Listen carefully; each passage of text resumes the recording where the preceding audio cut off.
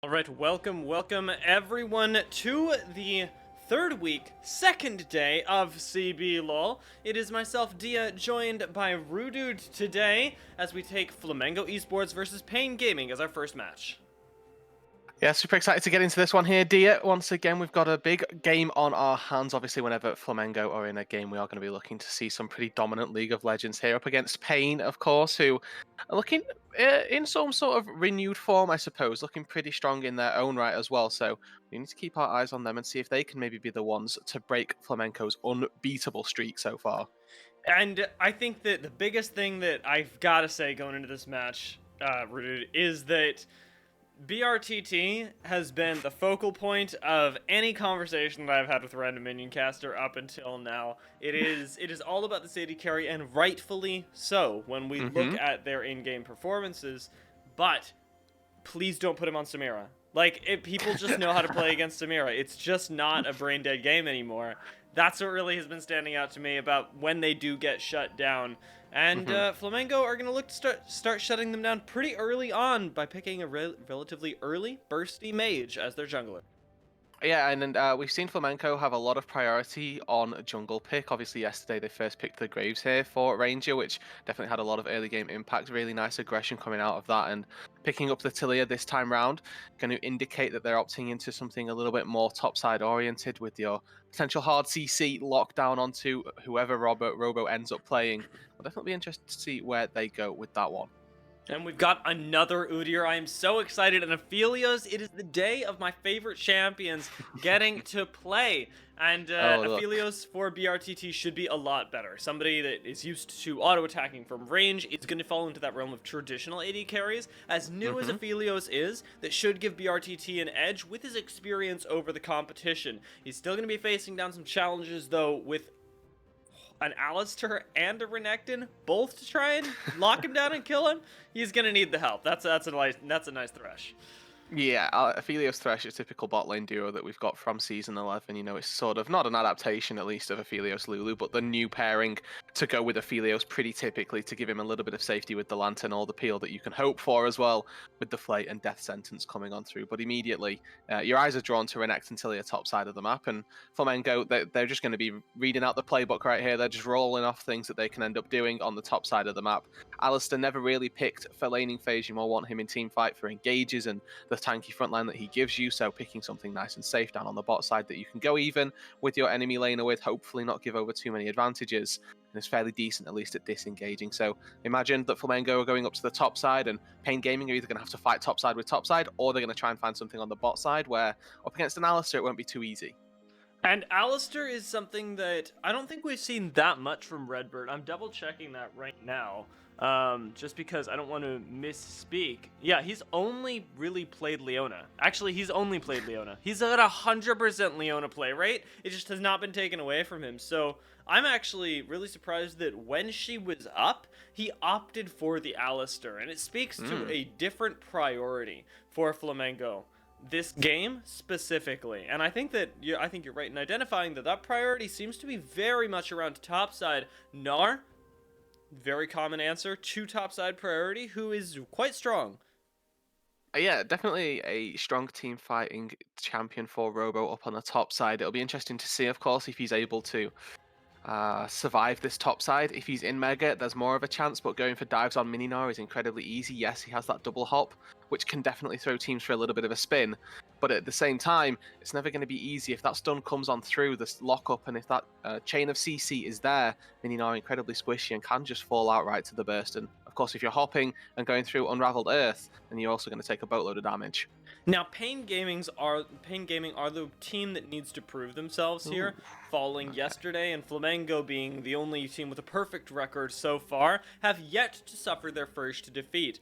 A Gnar lock-in against a team that is already drafting top-centric with a very strong top laner, arguably the strongest in the league, is a little bit of a question mark to me, because as strong as he is, you can pick something like a Malphite, you can pick something like an Ornn, but they've chosen to lock in something that will fight back and possibly die faster, as you mentioned with the Mininar. So this is a potential exploit if Pain Gaming just leave this top side alone and let Flamengo do whatever they want.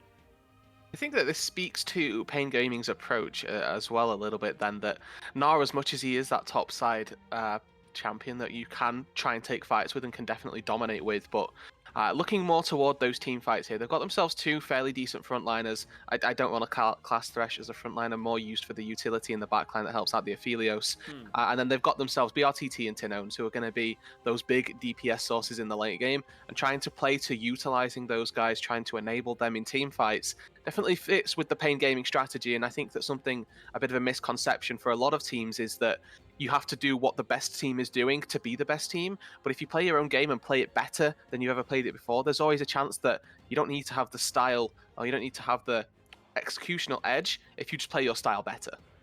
Pain Gaming will be, I want to say, struggling to do so, but I think that's unfair. It is a new day, and they've got all the time in the world. They've got, as is always brought up, a very experienced roster who just might be able to step it up going into this game. But somebody who I haven't seen step up yet that I would really like to is Lucy, who has the Thresh this time, has a bunch of ways that he can be useful, save people, give people picks. Thresh is one of the arguably most versatile support champions, and I want to see Lucy, a support that I was really hyped on coming into this year, take Pain Gaming to that next level and maybe manage to take down Flamengo. Oh, so do I. Thresh as well is that perfect champion to start applying your pressure and start really flexing on people, right? Predicting flashes, getting your flays on point to interrupt any movement abilities.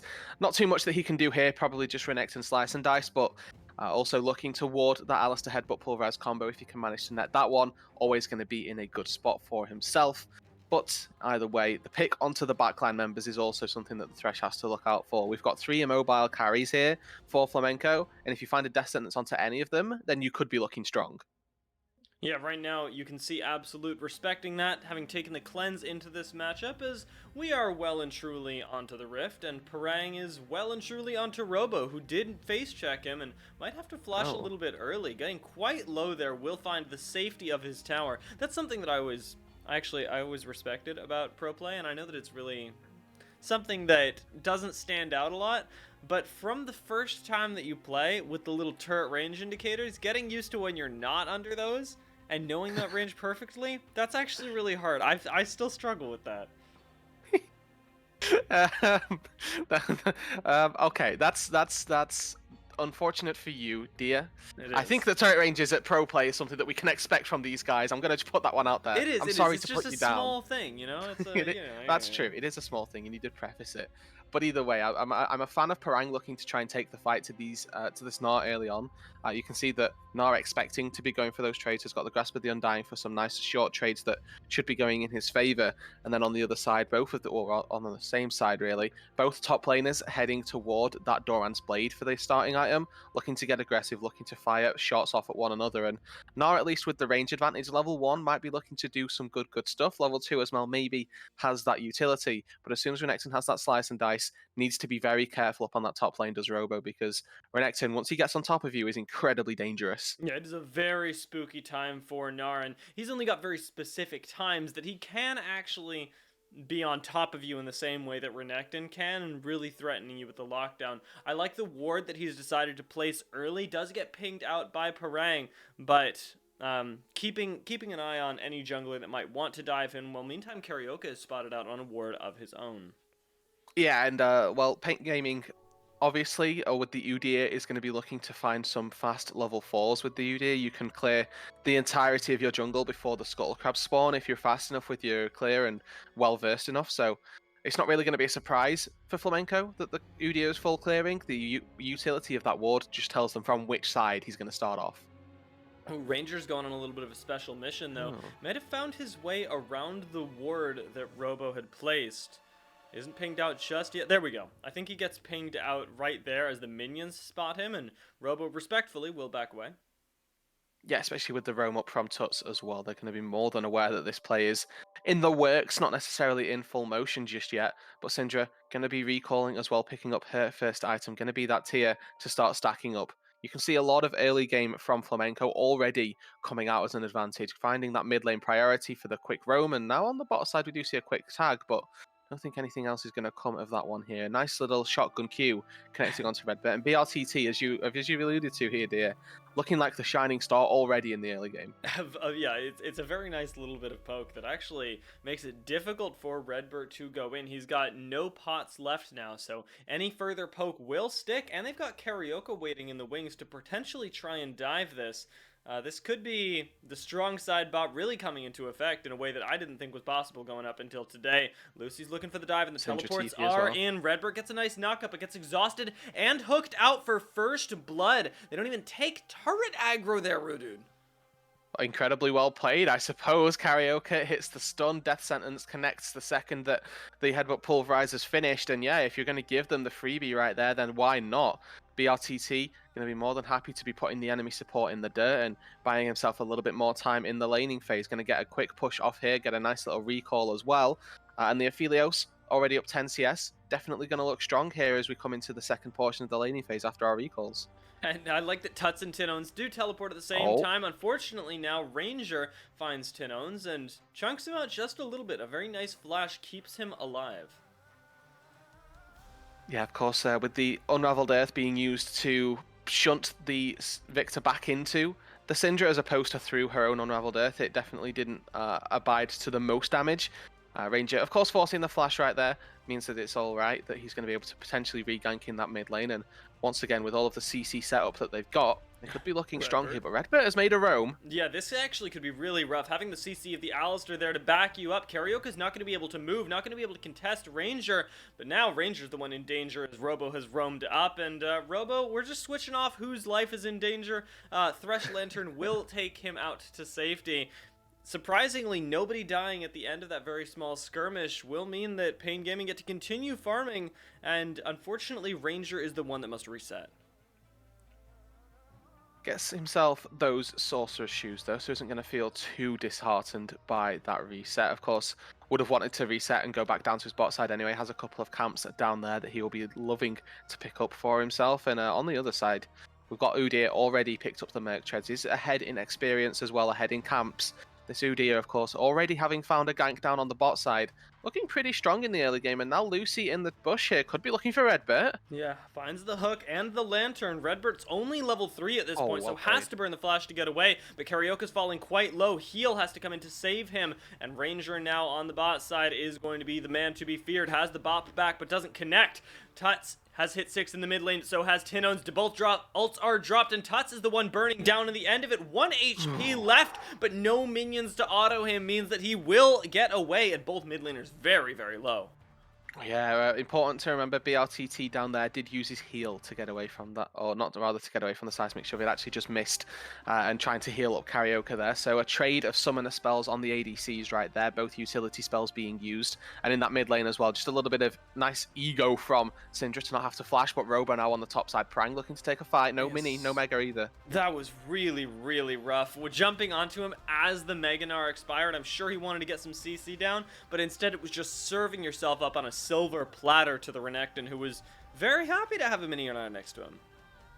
And that's what we talked about, right? The mini Nart is squishy. Renekton once on top of you, incredibly dangerous. Unfortunately, not being able to use that hop to buy enough distance. Robo is going to fall, and the Renekton now beginning to get a little bit of a snowball going off here. The CS lead starting to mount, and experience as well coming through. Definitely going to be a little bit more difficult here for Robo to continue on this top side, and it's a little bit unfortunate for Pain that their top side just had that deficit right there, because elsewhere, everywhere else, pretty much, they're taking pretty sizable advantages. BRTT looks incredibly strong down on the bot side. Mid lane as well for Tinones. Didn't look bad by any means, managed to survive the all-in and almost forces Tuts' flash. So I kind of saddened that their top side of the map isn't looking quite as great, but it does just speak to the class of Parang.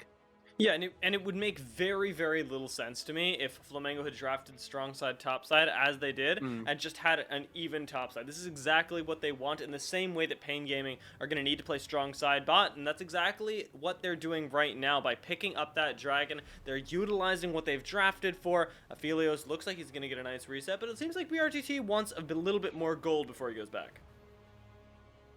And of course, understandably, if he's still waiting to pick up that full Noon Quiver, then we'd expect him to probably stay out in the laning phase and just make sure that he's all alright and good to get that one going. Thresh did take a recall though, so he's currently in the 1 versus 2 in the lane. Either way, we've got a bit of a handoff failure here That's in the unlucky. blue buff area. Red buff going to do the dirty work in taking that one away from Victor. You do hate to see it, whilst on the other side of the map, Flamenco using their top side advantage to the top side objective, that indeed being the Rift Herald. And Rift Herald pre 14 minutes is going to be an incredible amount of value if Ranger can use it appropriately. Yesterday, we unfortunately saw a huge amount of whiffed Rift Heralds just thrown about because timers were expiring, because people wanted to ward for whatever reason, that just were not connecting with towers. But it is a large amount of gold if you can find that connection, and they could use it to break open this top side even further and give Parang more priority against the Gnar.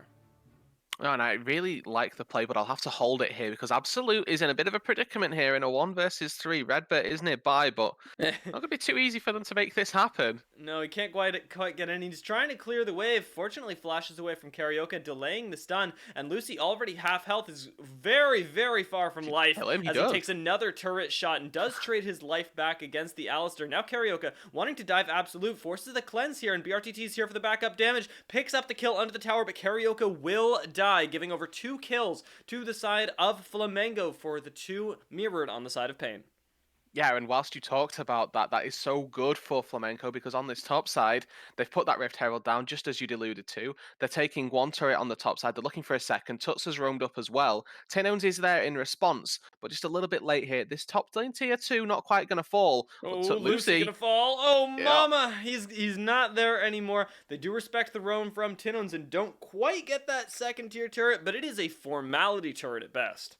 exactly. It's going to take them not very long at all to get that one. Absolute here with no mana, just really feeling pretty rough right now. Fortunately enough, though, Lucy had to take a turret shot from that FLA, and that is what netted Redbird that quick kill. And you can see Absolute here recognizes he's going to get Dove cleansed. Is very nice, quite quick indeed, but gets off that fourth shot, which almost certainly kills Karaoke right there. So really nice little play down on Absolute and Redbird for Flamenco to keep themselves right in this game. And not only that, finding themselves that top side advantage that we talked about. We knew that Pain Gaming were going to try and play to the bot side. What they won't have wanted for Pain is to lose 2 members on a bot lane dive. Yeah, I need to see gold toggled right now. Like, my heart longs for it because the CS discrepancy in the bot lane must be adding up to something. Like, even with the EXP lead that he got off of crashing that wave, it's got to be rather large right now. But my question is, how large is it in comparison to Parang's lead against Robo?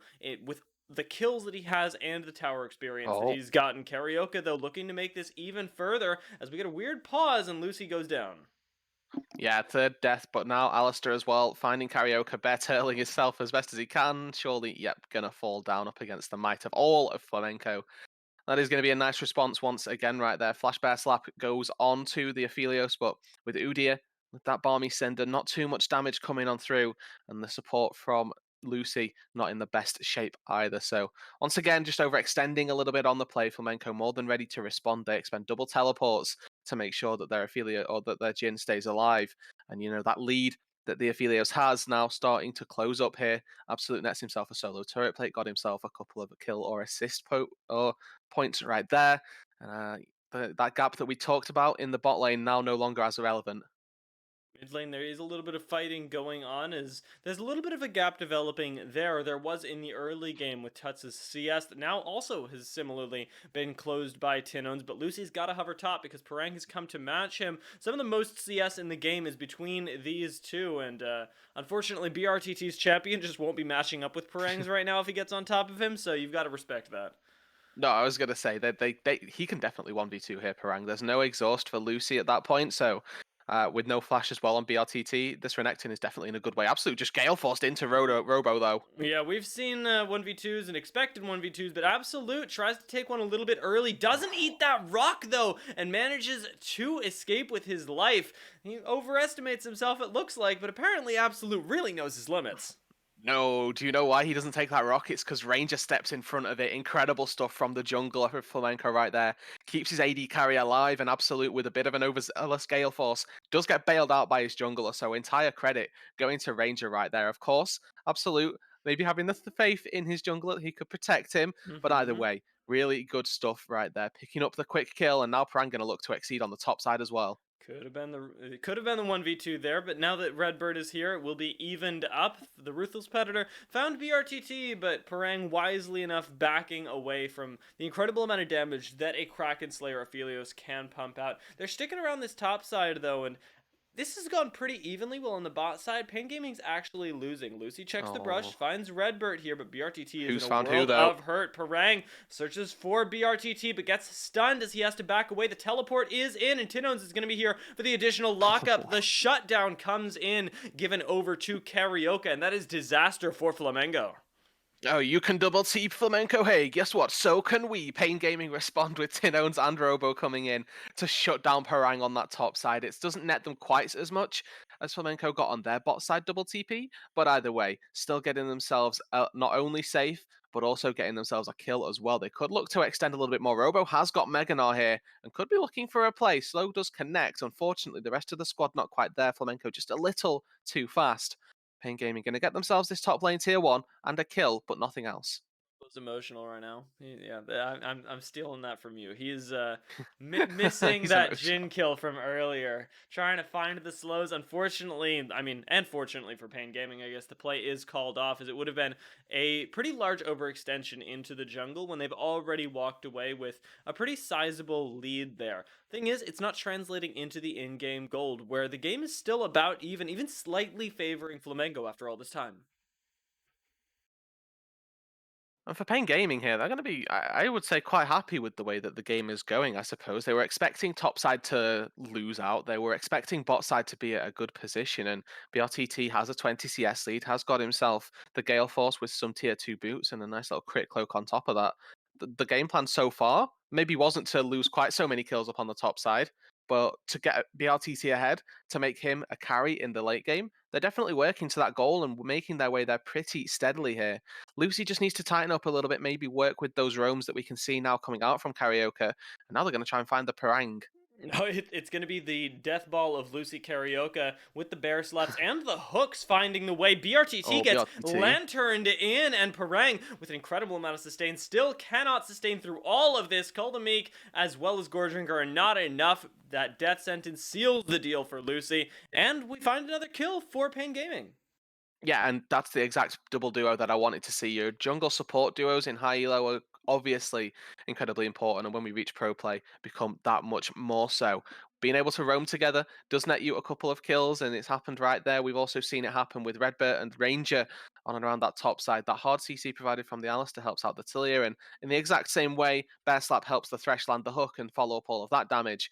You can see that this jungle support duo from Pain starting to work in tandem and getting another assist onto BRTT, maybe not the kill, but getting the gold over nonetheless is going to help out this AD carry. Yeah, this is definitely a game of the, and I want to say 80 carries right now, because Mm. Absolute has done his absolute best not to be shut out of the game, sitting at 2 kills right now over some overextensions from Pain Gaming, and certainly keeping himself relevant in the CS. Is only 20 behind BRTT, which when we consider how much effort Pain Gaming has put into getting BRTT resources, is, I want to say, like, despicable, but it's not exactly the word that I'm looking for. It's rough. I think that the difference in CS equates to roughly at the minute about a kill and a half, about 400 gold really, that the CS will be over the top of the Aphelios right now. And obviously, well, as you mentioned, they're going to have wanted that discrepancy to be much, much greater, as we can see on the top side. That's exactly what has happened here for Flamenco. They've been able to snowball their top side, and the Renekton actually sizably ahead of the Gnar right now. Maybe Gnar just hasn't been able to go back and pick up his items, but you can see Gordrinker picked up tier 2 boots, Phage as well. A lot of things going in his favour, whereas the Gnar still yet to pick up his mythic and still yet to decide at least what he wants. Right now, the thing that we do know is that Pain Gaming want control of the topside jungle, with Karaoke roaming around here, constantly trying to gank Oh, Parang, Parang. shut down this win condition. He's found yet another angle in, and does get the, not flash this time, but just the chem tank bear slap, as Tinones drops the ult, but it's a little slower than Parang right now, so isn't getting the damage in there that they need to take down this Gator. With all of those resources invested, you've left the rest of the map open. Oh, and now Wheeler's Wall going to break off the Gnar. that was a really good flash from Ranger. I was super scared. As the Gnar was ever so freely given. Now with Redbird along the back, though, he bops Robo out from under the tower and serves him up one more time. That's going to be a kill going over to Tuts, who silently has been doing very, very well. Most CS in the game since we were talking about it earlier. And as well, Flamenco were able to get themselves that mid lane tier 2 turret. A lot of gold funneled into the Jhin with the turret gold, and of course the Syndra picking up a kill of her own, finally down on that bot side of the map. Robo just overstaying his bounds right there. He'd done so well to stay alive. Whilst the Syndra was taking the bot lane tier 1, he was sat in the brush outside the tier 2, not wanting to die on the dive, but unfortunately does overextend and once again gets taken down. And you talked about the really good flash from Ranger. It was a heads up play from Robo to go for it that did get well read by Ranger in that instance. So props on both sides to those guys, but it is going to be Flamenco that net themselves the advantage and are starting now to just eke out a little bit of a gold lead here. Only 2,500. Definitely something to be overcome by Pain Gaming if they're able to use BRTT to his greatest extent. With 2 completed items right now, he's sitting level with Absolute, but either way, Aphelios on 2 items, definitely something to be scared of. Yeah, let's see if they can use this Aphelios to his potential, because right now, Aphelios stands out in the team fight, and we have not really seen one. Actually, we haven't seen one of those, period, come from Pain Gaming. It has been all skirmishes all across the map, and right now it is favoring Flamengo to the tune of about 3,000 gold, which, as you say, is not insurmountable, but certainly a little bit of a sticky spot. Carioca, not nearly as much of one, gets lanterned right out of there, and Parang is left without a Dominus to dominate. So advantage then for Pain Gaming right now, and especially with the Aphelios gun combo that we've got right now. We have got red and white, so maybe looking for that fight there. Flamenco recognizing the Aphelios probably at his highest point with those guns. Gonna back it off, gonna take the L a little bit here, just back down from the fight. Don't need to take every fight that you can. It would have been a fight for pretty much nothing right here. We haven't got the Drake up and Baron only just spawning. Probably going to be a bit risky to go for one of those so early on, but Robo once again, maybe a little bit caught here. Does have Robo the hop, so he's going to make it out to safety. Not too big a deal, but has Mega Gnar and Weaver's Wall going to go up again. Ooh, gets bopped just to the other side of the wall, but Redbird is not done with him yet. The bop back, the bop up means that Robo gets bopped straight into the ground. Now, it doesn't seem like Lucy's going to have too much of a fun time. Either Gale Force into fourth shot will take him down. And actually, fourth shot wasn't even needed. Absolute and Tuts, they just have that much damage. You'd be forgiven for thinking it was the 4th shot there, the way he just got absolutely melted under the might of Jhin and Syndra. But these are your 2 strongest members right here in terms of outright damage and outright burst that you want from Flamenco. They're going to tear through pretty much anybody, and Lucy in particular, not really any tank stats to be speaking of here with those Lucidity boots and the Shirelias coming on through as the mythic. He's not looking too strong in terms of tanking capabilities, but for now, Flamenco, they are opting into this Baron fight, and they're looking to try and take it down with Karaoke nearby. BRTT gets caught. Nice flash from Redbird, shuts down BRTT, gets the flash out of him, and he's so low that he can't even participate. Flash over the wall, secures him by Tuts, and the fight is essentially over as you've lost your damage. Flamengo walk away with 2 picks, nothing traded back, and they can turn straight back onto the Baron. And they definitely should. Redbert with the huge pick right there. The entirety of Pain Gaming's game has been focused around this Aphelios. Redbert finds the angle and takes him out of the fight. And from then on, Flamenco just more than happy to make something happen. They'd have to be a little bit careful of Victor damage, but honestly, Tinones doesn't quite have the damage or the ability, Ooh, maybe, to Tuts get into the pit.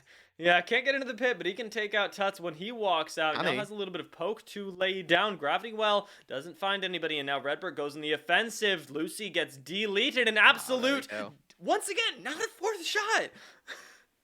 He doesn't need it. The Gale Force does so much damage just from its own active, and extra on top of that has got the Collector. He's just gone back and picked up an entire rapid fire cannon here, dear.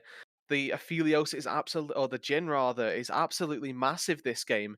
Despite, as you mentioned earlier, Pain Gaming's best efforts, Absolute has just managed to consistently find the farm, find that opportunity to scale up. And right now, with 3 completed items, he is looking more than juicy to try and start dishing out the damage. A level ahead now of BRTT, pretty much a full item. And this Jhin, with the cleanse available, going to be very safe in team fights as well. And not in the long term, maybe, but in the short term, it's embarrassing. The fact that hmm you've tried to shut down Absolute so hard, and he's the one at 7-1-3. and Flamengo have the entire world open to them at this point. I mean, they're sitting at a 6k gold lead. It's only continued to expand. They've got a boatload of damage in their backline, and the front line isn't really there for Pain Gaming. They've got Karaoke, but even Robo is pretty squishy right now. Yeah, just the ninja tabbies that he's got to his name in terms of tank stats, and Weaver's Wall coming through. Ranger might be looking for this. Yeah, Lucy, very, very low right now as he's pretty squishy. We're going to get the Jhin ultimate to try and soften these folks up under the tower, but tower's going down in the meantime, and you're going to lose your mid lane inhibitor. Tower, potentially inhibitor as well as Pain Gaming, have to back away. They do not have the damage to fight, but when will they? And I honestly don't see the answer as being within this game. Robo in the meantime is trying to solo out the dragon, an honorable effort, but his team's still losing the game. Yeah, he even decides that he can't take it. BRTT is just dead. Wow, I Naked miss W him is just so insane. already. That is so in such an insane amount of damage. That is once again that one actually a fourth shot. I was impressed. That was a lot of damage. First time we've seen that much burst. First time Pain has seen that much burst, and it might just be the last as Robo's gonna disappear as well. Their second inhibitor goes down. This could just be the end of the game for Flamengo. Oh, it definitely should be here. This is so dominant from Flamenco on their push into the base right here. Robo stops doing the Drake just to get absolutely nuked out by the Syndra ulti. Even gets the Mega Gnar HP to come through, still goes down. Absolute, just dominating, dancing around in the base right now, and Flamenco going to be able to finish off the game. Yeah, Tinone's not really able to put up the hero performance right now. There are 5 people in your base, and BRTT doesn't have much in him either. That will be a Flamengo win, easy as you like, to set us off on the right foot for week 3,